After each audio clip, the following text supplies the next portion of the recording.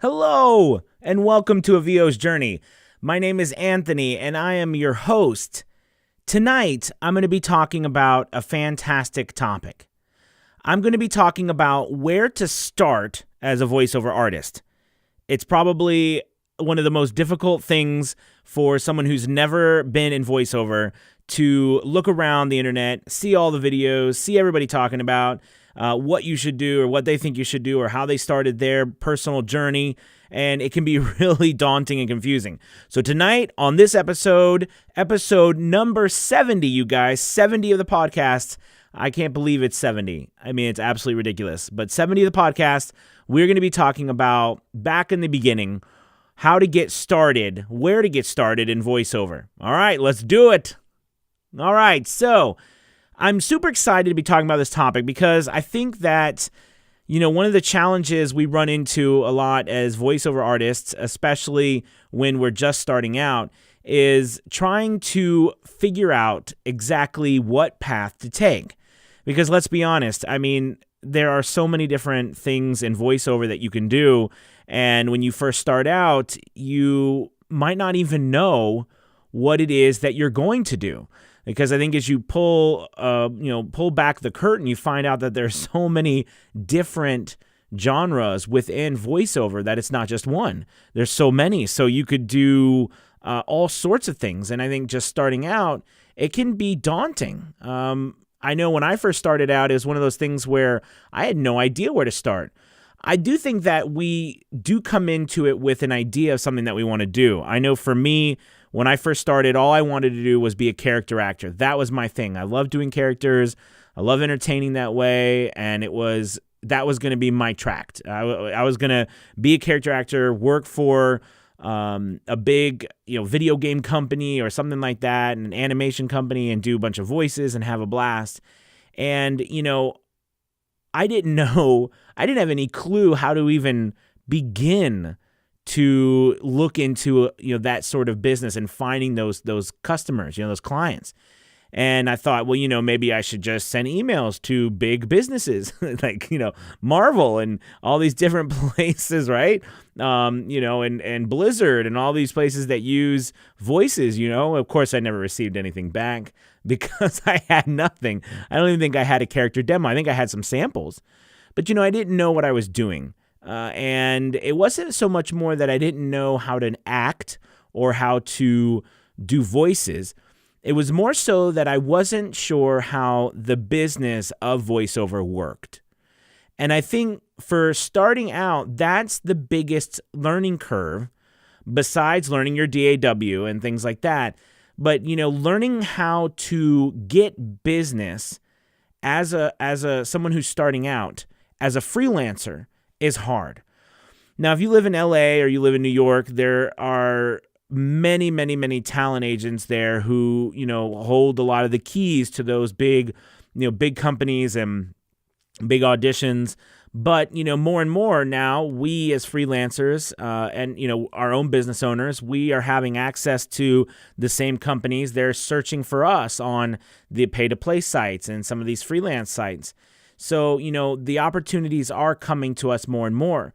But as a beginner, you might not even know where to even go, to what site do you go to. Furthermore, I know when I first started out, I guess the first things you got to think about when you first start out is, where do I even record at? You know what I mean? What do I record with? Where do I record at? I know I need a mic, right? Everybody needs a mic to do voiceover.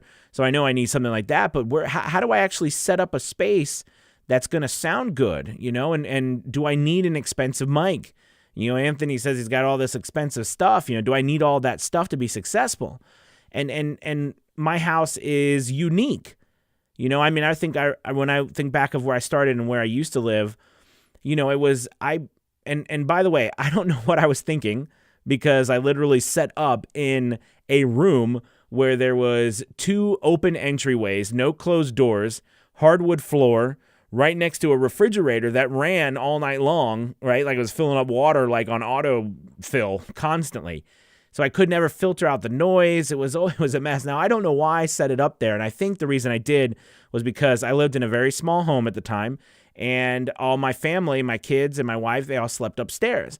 And there was no extra room upstairs to do anything, where I could go to a place. We didn't have a big closet or anything like that, so I couldn't go somewhere and actually record quietly. So I had to record downstairs. And the only place I could really record was where I had my computer. And we only had 3 rooms. We had the office space, we had the kitchen, and then the living space downstairs. And it was something else. So what I decided to do was I built it was like a 4x6 PVC pipe booth. So it was 4 feet by 6 feet, and it was about 6 feet tall. And I literally went to Lowe's and I got PVC pipe and I got joint fitters, PVC joint fitters, and I measured it all out. I got a little hand hacksaw and I cut it all, and then I put it together. And then I got packing blankets from Lowe's, those blue packing blankets with some different clamps.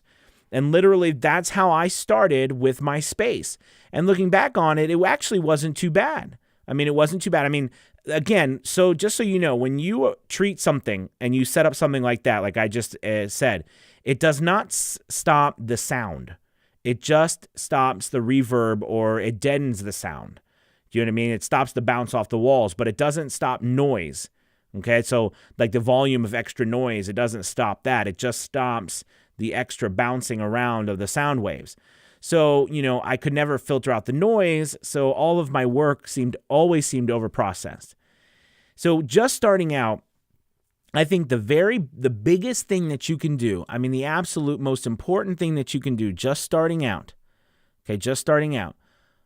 is to find a space that is going to give you the most quiet background noise that you can, and also find a space that you can make it dead as possible. Closets are really nice because, the clothing that you have in closets are amazing. If you think about the layers of material from clothes, the sound waves have nowhere to go. They just get absorbed, and it's like, what it's like? It's like why PVC pipe is so strong. Okay, and it's how they make like plywood, and why plywood we use for subfloors and stuff, because it layers the wood one on top of the other. You think of clothes, one layer of clothes after another. It's really nice. So you get really nice, great sound, dead sound with a whole bunch of clothes in a closet. And usually it's already enclosed, so it's not very loud. So closets are nice, but not everybody always has a big enough closet. So, that's something to think about. The very first thing is to figure out your space, where you are going to record. Not only where you're going to record or how you are going to record on. It was really cool tonight. I was working with a student earlier today, and I was coaching a student, and they literally was recording everything into an iPad. And I thought that was actually the coolest thing, was that they were recording into an iPad. I loved it. So, that was kind of something really cool that I have not done, and I thought that was really neat. I also use an H5 Zoom, which is a portable. It's actually like a portable, a portable interface, and it powers your microphone if you're using a microphone that needs 48 volts, right? If it needs phantom power, it's like this right here. And it's really cool device because you can actually plug in your microphone right here. It's got 2 different jacks on it, and it's fantastic. It records everything. It's silent. It runs on batteries, which means there's no noise to it, and it literally will record everything you need, and it saves it as a WAV file, and then you can just take the chip and put it into your computer and download the file into your DAW and go from there. So it really is an awesome thing. But figuring out your space, then what computer you're going to be using, whether it's a regular desktop computer with a tower, whether it's like a Mac or a laptop or even an iPad now, or an H5 Zoom. There's many different ways you can record and what you can record on. Then you want to decide the mic that you have. So your setup really is the very first thing that you need to do when you get started. You have to pay attention. Now listen, you don't have to spend a lot of money. Now I'm not saying this is ideal, but just starting out, I wasn't going to spend a great deal of money at all, right? Because I didn't know if I was going to be successful. So I went and I bought a $40 Blue Snowball microphone from Best Buy. It's a pretty good little mic. It's a USB. And then all of a sudden I heard about this thing called a pop filter. And I was like, what's a pop filter? I was like, okay, well, what is, because I kept getting these plosives, right? Plosives are when the air from your mouth, when you hit your P's and your T's and all this stuff, it's when that extra force of air comes from your mouth and it makes a popping sound, or it makes a loud like boom sound in the audio with your air from your mouth hitting the mic. So a pop filter puts a barrier between that. So when you are speaking, that air coming out does not add that extra boom to your sound. So I found that out. I was like, oh wow, okay, I need a pop filter. So I'd never seen one before. I mean, I was green as green could be as a voiceover artist. So I saw somebody with this thing about them saying, well, you can, try to use other things to make what you need. So I was like, okay, well, I was like, okay, well, I need something like I could use a metal coat hanger. So I took a metal coat hanger and I formed it and fashioned it and made it into a circle, and then a little piece that wrapped around the my mic stand. And then I got a pair of pantyhose. My wife let me use a pair of her pantyhose, and I literally put that over it and doubled over, and I had a really good pop filter. It was actually worked really good. So that was my setup. And I created, and on the Snowball mic, it was nice because it does have I think it has a slot on the bottom that you can connect to a mic stand. So I connected it to a mic stand, and it turned out all right. I happened to be using Adobe products at the time for something else, and I didn't even know about Adobe Audition, which is what I use.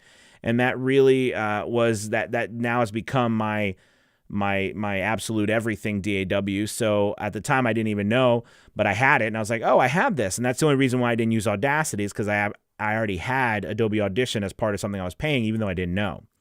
So the thing that you want to do getting started is get your space, your equipment set up.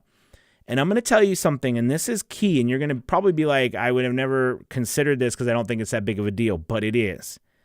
And I waited so long to do this, and I should have done it from the beginning. You need to get studio monitors. Of all the stuff that you need to have, you need all that stuff.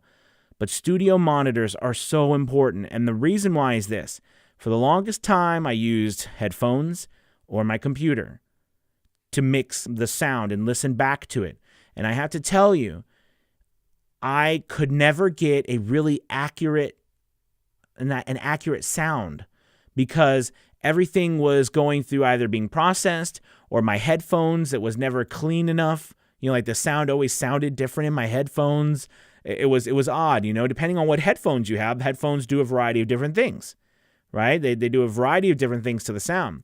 If you're using your computer to listen back, your computer modifies the sound and does its own thing to make the sound, it makes it sound a certain way. So it's adding highs and lows to your, without you even being able to control that. So you don't actually know what it really sounds like. So you need studio monitors to really get you to get you the actual crisp, clear sound that's happening.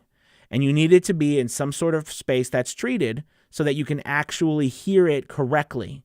All right. And that's so important. And it took me over a year to do this. And it wasn't until I got these studio speakers that I really heard what was going on and how much I was processing my work and how it sounded. Now, mind you, all this time I was still working, but never to the point where I was actually getting an explosion of business. Now, I'm not saying it's one thing or another, and it's because I got these studio monitors that my business started to blow up, but I can say that as soon as I fixed a lot of my audio problems, my business started to really skyrocket. So, these things in the beginning, and I chinched on it. I mean, I did not get the studio speakers because the ones I have now, they're JBLs, and they're, about like $150 a piece or so. So it's like $300. So, I mean, that's expensive for speakers. And you might think, of all the things I got to buy, I'm not going to buy speakers. But honestly, you guys, that's really big deal. I can't overstate that enough, to get raw sound, the actual real sound, without it being tainted at all by different settings that you can't control. So that was something. So, all of that stuff starting out is really your most important thing. And then after you get all of that stuff set up, the next important thing is actually being able to record something and put it through a processing and mastering state, and then being able to deliver that as a WAV file or an MP3. And there's so many different programs out there that you can use as a DAW, which is what we call a digital audio workstation. And, you can use, like I said, this gentleman I was working with today, he was using an iPad, and he was using a program that I had never seen, and I thought it was cool as hell. I mean, it was an awesome program. And it was just going through his iPad, and then he could mail it, and he could upload it wherever he wanted to, a WAV file, and whatever format or MP3 he wanted to. It was really fantastic. So, you can do all kinds of stuff to record your things, but you need to be able to record something and then be able to send it. The next thing you need to be able to do is you need to be able to, or you need to find a place. I recommend one place. You need to find one site, one place to lay your hat for a hot minute so that you can actually spend time working it and getting good at it. I personally got set up on ACX. That was what I got set up as an audiobooks because I'd seen a video or something that said, you can go to the site, it's free, you can set up and you can start auditioning. You can audition until the cows come home, and if someone likes you, they're either going to pay you or offer you a royalty deal. It was a great way for me to start doing work without actually having samples. I started making samples, but without having like a professional demo or all this stuff. It was a way that I could get started right away. And lo and behold, I started getting business. It might have been royalty share books, or it might have been, a couple $100 here or there, but I started getting work. And it really boosted my confidence, right? And I started getting, you want to get some wins up front, right? No one likes to spend all this money and do all this stuff and then, do nothing and get no business over and over again, right? So the key for me was this. I spent no time making the decisions about where to put, and maybe I should have spent more time, but in retrospect, I'm glad that I didn't. But I didn't spend too much time going to or figuring out where to put my stuff, building my booth, getting my mic, and starting to auditioning. Getting to auditioning as fast as you can as a beginner is key. You want to start auditioning right away, because if you don't and you work on all this other stuff, it's great. It really is, you guys. It's important to be able to have all the equipment, to be able to set up your booth right, to do all these things, to learn, take courses. Those are really important. But if you're not auditioning, or you're not getting yourself out there and recording something and getting it out there to people, you're never going to get any work. So you've got to get it out there. You got to rip the Band-Aid off and just start. If it sounds horrible, that's all right. Some sound is better than none to start. You got to get it out there. So one of the things I think I was lucky, and I think I was just dumb, and that's why I did it. But either way, I'm very happy that I did, was I started recording very quickly auditions on ACX, and I started getting a book here or there, and it boosted my confidence. Like that first book, I was like, yeah, I can really freaking do this, right? I'm not an idiot. Maybe I am meant to do this. Maybe I am meant to be a voiceover. Somebody liked me. Somebody wanted to hire me. And it was like, holy crap, people want to actually work with me, And that gave me confidence. And once I had that little bit of confidence, I wanted to do more. Then when I got another book, I wanted to do more. And it became this snowball. It became this obsession. What can I do? People actually think I'm good, or they wouldn't be hiring me. Okay. Now, I wasn't knocking down the gates of the gates of the Golden City here, but I was getting work. And that's what you need to do. And the only way to do that is to get your butt out there and audition. Audition, audition, audition. Professional actors, right? They're not voiceover actors, but professional actors, like stage actors, not professional voice actors, but professional stage actors. They literally, a normal week for them is like 30 to 50 auditions, physical auditions. And they'll be lucky if they get a job out of that. Okay. Now we had to audition a lot more sometimes, or a lot less. My auditions on ACX was between 10 and 12 auditions, I would get a book deal. And it started to become regular. So I knew if I did 10 or 12 auditions, I would get a deal. So it was like, I got to just get to 10 or 12. I got to keep pumping them out. And then through this process, something else happened. I started getting better. right? Fancy that. But I started getting better at the reading. The more I did, the more better I got. I mean, the more I read, the better I got at reading out loud. When I first started, I thought, God, I suck at reading out loud.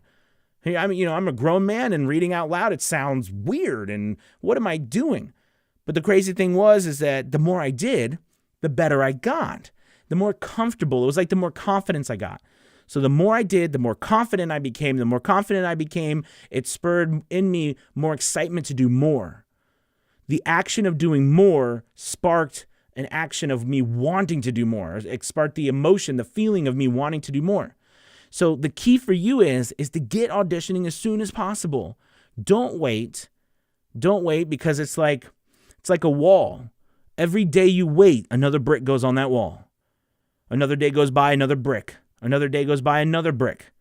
Until all this time has gone by and this massive wall stands between you and getting started. Start when there's not a wall. Start from the beginning. Get yourself out there. Break down the few bricks that are there. All right? And kick some butt. Okay.